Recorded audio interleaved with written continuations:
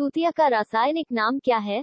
नीला थोथा या तूतिया या copper sulphate अकार्बनिक यौगिक है जिसका रासायनिक सूत्र CuSO4 है। इसे क्यूप्रिक सल्फेट भी कहते हैं।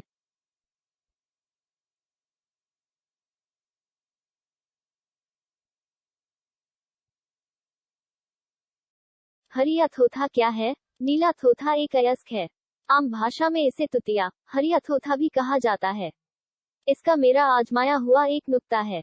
दाद, खाज, खुजली या चर्म रोग होने पर नीला थोथा और गंधक को बराबर मात्रा में लेकर कांसे की थाली में डालकर 2 बूंद सरसों का तेल डालकर जब तक मथना चाहिए। आयरन का रासायनिक नाम क्या है? रासायनिक सूत्र फे है। आयन नाम से जाना जाता है। रासायनिक नाम फेरम। लोहे का लैटिन नाम क्या है? लोहा अंग्रेजी, आयन आयरन आयरन, लैटिन वैज्ञानिक नाम फेरम फेरम। एगो रासायनिक तत्व बाटे जेकर रासायनिक चिन्ह फे हवे।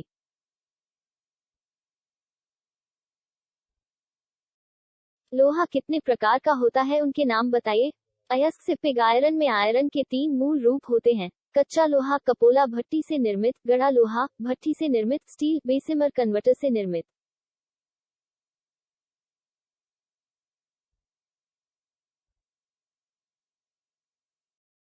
लोहे की खोज कब हुई?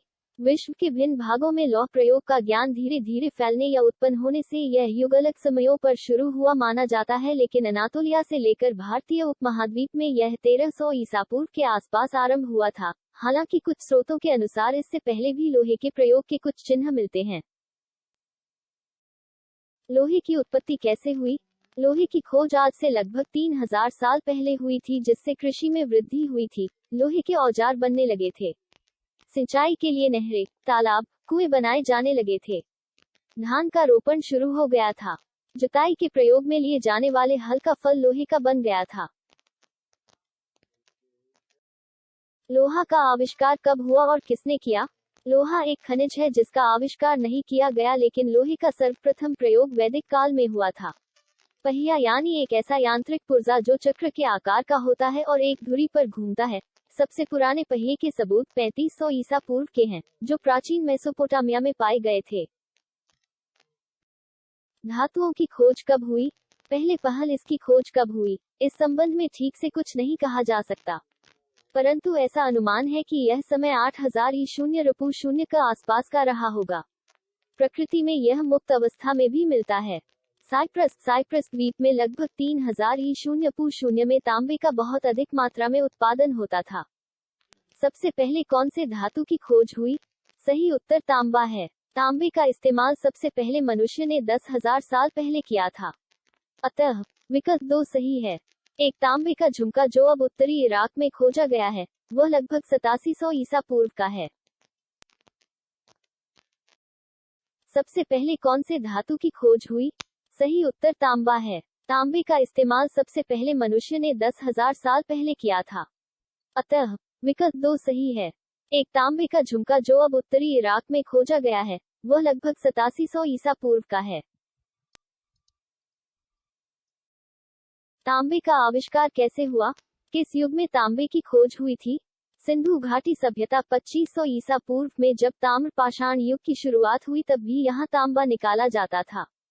सिंधु घाटी सभ्यता 2500 ईसा पूर्व में जब ताम्र पाषाण युग की शुरुआत हुई तब भी यहाँ तांबा निकाला जाता था। तांबे को मनुष्यों द्वारा उपयोग किए जाने वाली सबसे पहली धातु माना जाता है। कार्बन क्या है, मेटल या नॉन मेटल? अंश ग्रेफाइट के रूप में कार्बन केवल ऐसा गैर धातु है जो बिजली का एक अच्छा कंडक्टर है। कार्बन का शुद्ध रूप क्या है? कार्बन का सर्वाधिक शुद्ध रूप हीरा होता है। ये सभी कार्बन पदार्थ 100% शुद्ध हो सकते हैं, लेकिन आमतौर पर इनमें छोटी मात्रा में अशुद्धियां होती हैं। डायमंड और ग्रेफाइट परंपरागत रूप से कार्बन के मुख्य आवंट हैं, क्योंकि फुलरे और नैनोट्यूब को हाल ही में खोजा गया था। कार्बन कितने प्रकार के होते हैं? कार्बन के मुख्यतः 3 अपरूप होते हैं, जो इस प्रकार है: हीरा, ग्रेफाइट एवं फुलेरिन। कार्बन शब्द की उत्पत्ति लैटिन भाषा के कार्बो शब्द से हुई है, जिसका अर्थ कोयला या चारकोल होता है। कार्बन के अपरूप कितने होते हैं? हीरा और ग्रेफाइट कार्बन के दो प्रमुख अपरूप हैं। ये दोनों एक ही तत्व के शुद्ध रूप होने के बावजूद संरचना में अलग अलग होते हैं। कार्बनिक और अकार्बनिक पदार्थ क्या है? कार्बनिक पदार्थ एक आवश्यक घटक के रूप में कार्बन परमाणुओं वाले अणु होते हैं, जबकि अकार्बनिक पदार्थ ऐसे अणु होते हैं जिनमें कार्बन के अलावा रासायनिक तत्व होते हैं। इसलिए यह कार्बनिक और अकार्बनिक पदार्थों के बीच महत्वपूर्ण अंतर है। हालांकि कुछ यौगिक ऐसे होते हैं जिनमें कार्बन होता है लेकिन वे अकार्बनिक होते हैं। कार्बन में कौन से बांध पाए जाते हैं? कार्बन में सहसंयोजी बंध पाए जाते हैं। कार्बन की परमाणु संख्या 6 होती है, यानी उसके दूसरे कोश में 4 इलेक्ट्रॉन होते हैं। इस कारण अपने अष्टक को पूरा करने के लिए कार्बन को 4 इलेक्ट्रॉनों की आवश्यकता होती है। कोयला का मुख्य स्रोत क्या है? कोयला पृथ्वी के गर्भ से हमें प्राप्त होता है और इसे बनने में हजारों सालों का समय लग जाता है। पेट्रोलियम भी ऊर्जा का एक प्राचीन स्रोत है और इसकी आपूर्ति भी पृथ्वी के गर्भ से ही होती है। पेट्रोलियम हमें तरल पदार्थ के रूप में प्राप्त होता है, जबकि कोयला ठोस रूप में। कोयला कितने प्रकार का होता है, नाम बताइए। कोयला कितने प्रकार का होता है? पीट कोयला। इसमें कार्बन की मात्रा 50% से 60% तक होती है। इसे जलाने पर अधिक राख एवं धुआं निकलता है। लिग्नाइट कोयला। कोयला इसमें कार्बन की मात्रा 65% से 70% तक होती है। बिटुमिनस कोयला। इसे मुलायम कोयला भी कहा जाता है। एंथ्रासाइट कोयला। यह कोयले की सबसे उत्तम कोटि है। कार्बन की खोज कब हुई? कार्बन की खोज किसने की? क्वार। कार्बन डाइऑक्साइड की खोज का श्रेय फ्लेमिश वैज्ञानिक जन बैप्टिस्टा वैन हेलमोंट को जाता है। 1630 के आसपास वैन हेलमोंट ने जलती हुई लकड़ी से दी गई गैस की पहचान की और इसे गैस सिल्वेस्टर नाम दिया। ग्रेफाइट को और क्या कहा जाता है? ग्रेफाइट कार्बन का एक बहुरूप है। काले भूरे रंग का यह धातु सिंगल साइबेरिया, अमेरिका के कैलिफोर्निया, कोरिया, न्यूजीलैंड तथा इटली में पाया जाता है। इसमें एक विशेष प्रकार की चमक पाई जाती है एवं यह विद्युत तथा ताप का सुचालक होता है। इसका आपेक्षिक घनत्व 2.25 है। श्रृंखलन से आप क्या समझते हैं? कार्बन के परमाणु परस्पर संयोग करके लंबी बृहद श्रृंखला बनाने की क्षमता रखते हैं। कार्बन के इस गुण को श्रृंखलन कैटनेशन कहते हैं। हीरा किसका रूप है? हीरा एक पारदर्शी रत्न है। यह रासायनिक रूप से कार्बन का शुद्धतम रूप है। हीरा किसका रूप है? हीरा एक पारदर्शी रत्न है।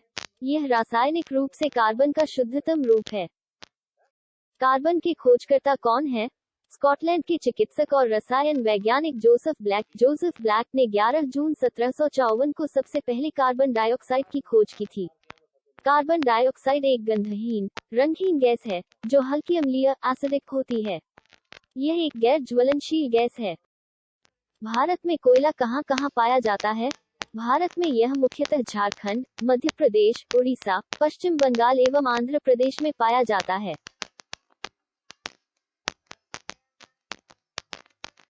कौन सा देश कोयले का सबसे बड़ा उत्पादक है? विश्व का सबसे बड़ा कोयला उत्पादक देश कौन सा है? चीन मुख्य कोयला उत्पादक है, जबकि संयुक्त राज्य अमेरिका दूसरे स्थान पर आता है। अन्य प्रमुख कोयला उत्पादक भारत और ऑस्ट्रेलिया हैं। 5 देशों अर्थात चीन, संयुक्त राज्य अमेरिका, रूस, भारत और जापान ने दुनिया भर में कोयले की खपत का 75% से अधिक के लिए जिम्मेदार है। भारत में सबसे अधिक कोयला कहाँ पाया जाता है?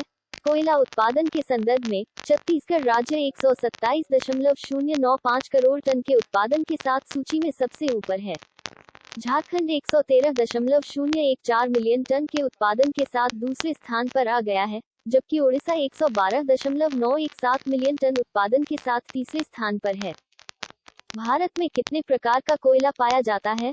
भारत विश्व के खनिज संपन्न देशों में से एक है। भारत की खनिज संपन्नता का एक मुख्य कारण यह है कि यहाँ प्राचीन से नवीन तक लगभग सभी क्रम की चट्टानें पाई जाती हैं। भारत के अधिकतर धात्विक खनिजों की प्राप्ति धारवाड़ क्रम की चट्टानों से होती है और कोयला मुख्य रूप से गोंडवाना क्रम की चट्टानों में मिलता है। भारत में 4 प्रकार संतृप्त एवं असंतृप्त कार्बन में क्या अंतर होता है? दोनों के एक उदाहरण लिखिए।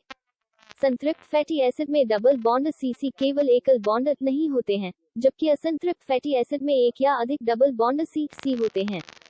सबसे आम फैटी एसिड की श्रृंखला लंबाई कार्बन की 16-18 संख्या है। ट्राइग्लिसराइड को सामान्य और सरल प्रकार का वसा माना जाता है, जिसमें 3 फैटी एसिड और ग्लिसराइड होते हैं। कार्बन के कितने समस्थानिक होते हैं? इस रासायनिक तत्व का संकेत C तथा परमाणु संख्या 6, मात्रा संख्या 12 एवं परमाणु भार 12.000 है।